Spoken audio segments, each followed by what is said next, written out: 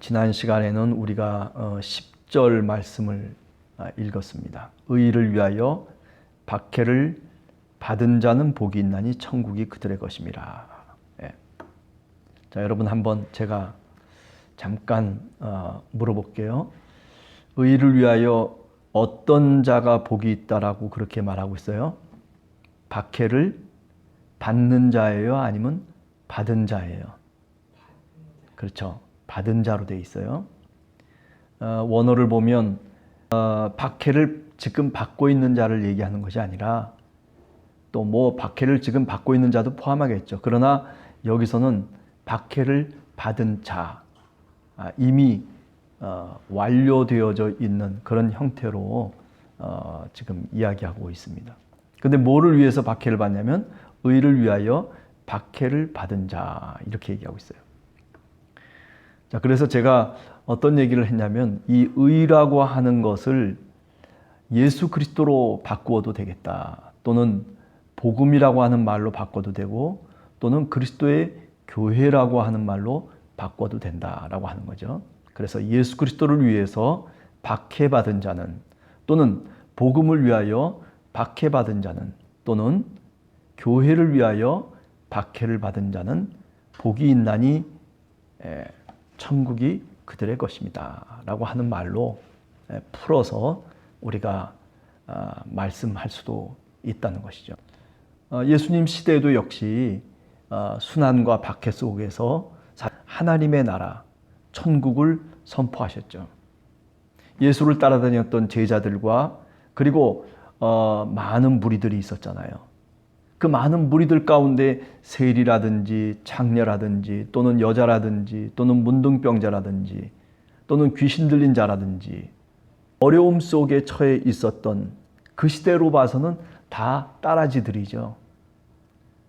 먼저가 아니라 저 나중에 하고 헤아릴 수 있는 그런 사람들, 그죠? 그런 사람들을 우리가 뭐라고 얘기할 수 있냐면 여기 박해받은 자라고 하는 그 범주 속에 다 포함시킬 수 있겠다라고 하는 거죠. 예수님의 제자도 그 어려움 속에서 순환 속에서 다 주님을 떠나버리죠. 아니 호산나 찬송하면서 그러면서 예루살렘에 입성했던 그 수많은 무리들이 다 어떻게 했어요? 주님이 십자가에 달리는 그 순환의 길을 갈 때에 다 예수님의 곁을 떠나버렸죠. 오직 예수만이 그 길을 감당하고 그리고 십자가를 지고 죽으셔서 3일 만에 부활하셨다라고 하는 그 복음의 내용을 우리는 너무나 잘 알고 있죠. 주님을 쫓아가면서 이렇게 많은 제자들과 무리들이 다 주님의 곁을 박해를 받을 때 다 떠나버렸다라고 하는 거죠. 자, 그러면 예수님 시대가 그렇다면 오늘 이 마태복음을 쓰고 있는 마태복음의 시대는 도대체 어떤 시대인가라고 얘기할 때 우리는 이미 그 내용을 알고 있어요. 유대교 회당으로부터 말하자면 출교를 당하고 그리고 더 나아가서 자신이 속해 있던 가족의 울타리 속에서도 역시 축출을 당하고 마는 무엇 때문에? 바로 의를 위하여 예수 그리스도 때문에 그랬다는 것이죠. 그죠? 두세 사람이 모여서 같이 함께 기도를 하고 그리고 같이 교제를 하고 그리고 성령의 충만하심 속에서 하나님께 간절한 마음으로 한 마음으로 신앙의 삶을 살았던 바로 마태복음의 교회.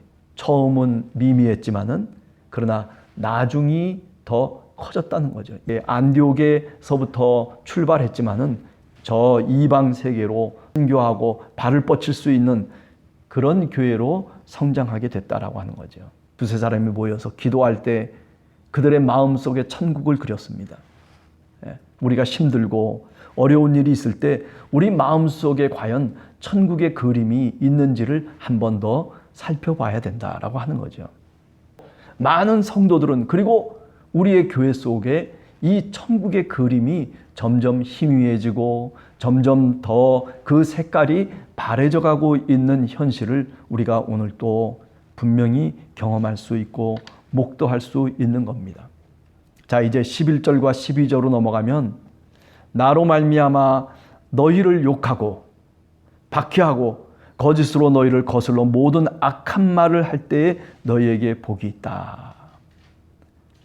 어찌 보면 많은 성서학자들은 11절과 12절을 마태복음 교회의 상황 또는 마태복음 교회가 겪고 있는 현실적인 문제라고 그렇게 이야기를 하고 있어요. 나로 말미암아, 누구로 말미암아입니까? 바로 예수 그리스도로 말미암아서에서. 너희라고 하는 걸 뭘 가리키는 거예요? 바로 신앙 공동체와 제자들을 가르치고 이것은 곧 교회를 가르치는 것이죠.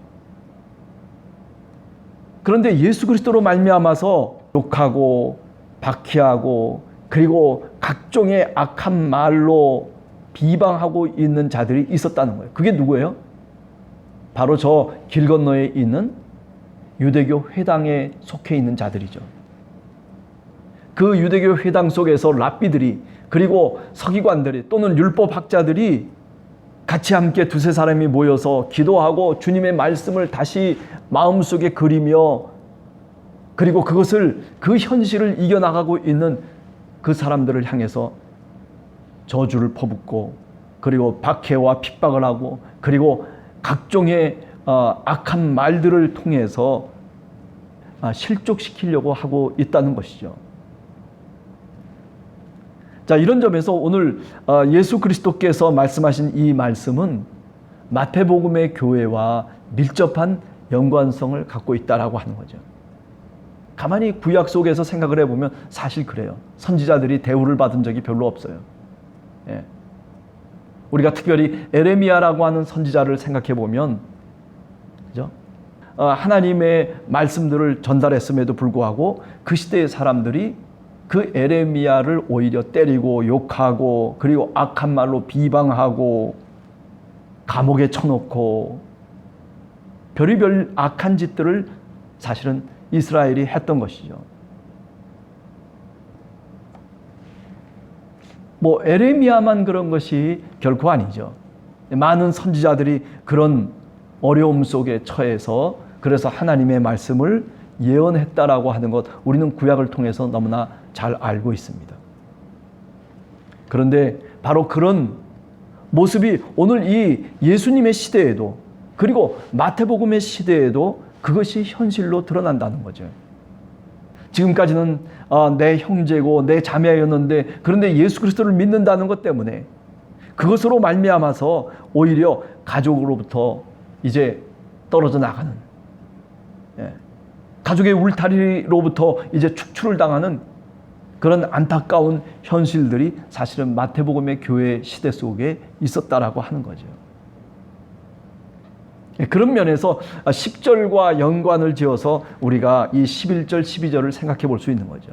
예수 그리스도를 믿는 그 믿음으로 말미암아서 박해를 받고 그리고 비난을 당하고 그리고 욕설을 당하고 말로 할 수 없는 모욕을 당하고 조롱을 당하고 그런 핍박 속에서도 그것을 이겨나갈 수 있는 힘이 어디에 있었는가라고 하는 것은 결국 오늘 12절에 있는 말씀 속에 나와 있죠.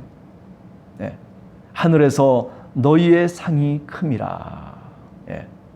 하늘에서 저 천국을 바라보면서 지금은 이렇게 우리가 비록 이런 고난과 고통 속에 있을지라도 하나님께서 우리를 붙들어 주시고 하나님께서 그 마지막 때에 우리에게 상을 주실 것이라고 하는 그런 간절한 믿음 속에서 그런 천국의 소망을 통해서 이 현실을 극복해 나가는 거죠. 마태복음 6장 10절에 보면 뭐라고 말씀하고 있습니까? 하늘에서 이룬 것처럼 땅에서도 이루어지이다.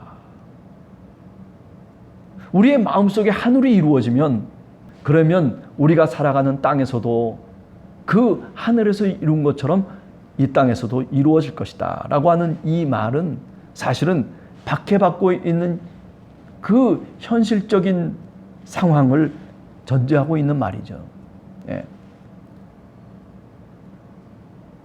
그래요. 초대교회 특별히 마태복음의 교회 속에서 하늘의 그림을 그리면서 그러면서 이 현실의 땅의 문제들을 해결해 나가고 있었다는 겁니다. 오늘 우리는 어떻게 오늘 이 땅의 문제를 우리가 해결해 나가고 있습니까? 네. 여기 오늘 그 답이 있는 거죠. 그 답이 뭡니까? 하늘의 그림을 그려야 된다는 거예요. 천국의 소망을 가져야 된다는 거예요. 하나님이 마지막 이제 심판할 때가 있다는 거예요. 구약의 선지자들도 그랬고, 그리고 예수님도 그래왔고, 그리고 예수님을 따라다녔던 무리들도 그렇고, 마태복음 시대의 교회도 그렇고, 오늘 우리 시대의 우리 교회도, 우리 성도들도 마찬가지입니다. 나로 말미암아 너희가 욕을 당하고 그리고 박해를 당하고 너희가 악한 말을 당할 때에 오히려 너희는 기뻐하고 즐거워하라. 6장 20절에 보면 오직 너희를 위하여 보물을 하늘에 쌓아두어라. 이 땅에 쌓아두지 말라는 거죠. 19절에 보면 너희 보물을 땅에 쌓아두지 말아라. 거기는 좀과 동록이 해하며 도둑이 구멍을 뚫고 도둑질하느니라. 네. 우리 믿음의 삶의 터전은 어디에 있냐면 저 하늘, 저 천국에 있다는 것을 우리가 분명히 깨닫고 그리고 그렇게 믿을 때에 비로소 어려운 세상의 문제들과 장애들과 그리고 많은 핍박들을 우리가 이겨나갈 수 있게 된다 하는 거죠. 그러니 기뻐하고 즐거워하라. 그렇게 오늘 마태복음은 예수님의 말씀을 통해서 마태복음의 교회뿐만 아니라 오늘 시대를 살아가고 있는 우리들에게도 말씀하고 있다라고 하는 것을 우리가 기억하면서 하나님 아버지의 품을 한 번 더 깊이 마음속에 그리면서 참아내고 그것을 이겨내고 그리고 오히려 더 적극적으로 내 마음속에 기쁨과 즐거움을 가지면서 오늘 이 코로나라고 하는 이 시대 속에서 우리가 우리의 삶을 주님을 바라보며 살아가는 여러분과 제가 되기를 간절히 주님의 이름으로 축원합니다. 같이 기도하겠습니다.